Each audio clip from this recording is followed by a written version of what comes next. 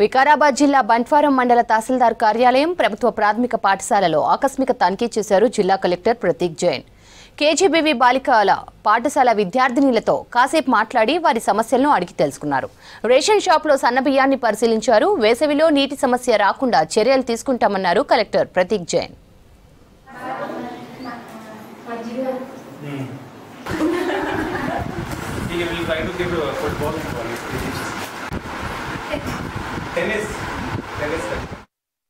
ఇక్కడ పట్వారం రావడం జరిగింది అండి. ఇక్కడ వచ్చి మనము పిహెచ్సికి పోయాము. పిహెచ్సి తర్వాత ఒక పీడిఎస్ షాప్కి కూడా పోవడం జరిగింది. ఇక్కడ 20 క్వింటాల్ ఇప్పటి వరకు సన్నబియ్యం వచ్చింది.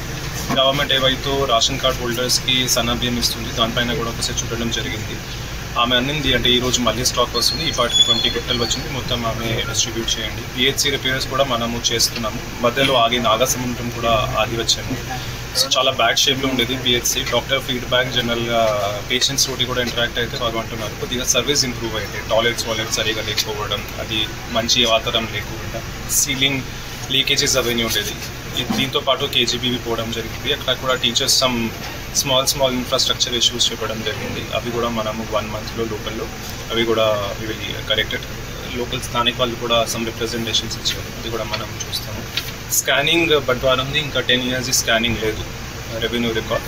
అది కలెక్టరేట్లో మనం ఆల్రెడీ ఒక ల్యాబ్ ఓపెన్ చేసి ఉన్నాము. స్కానింగ్ ల్యాబ్ అక్కడ జరుగుతుంది. ఐ థింక్ ఈరోజు పెద్దేమూలు అవుతుంది.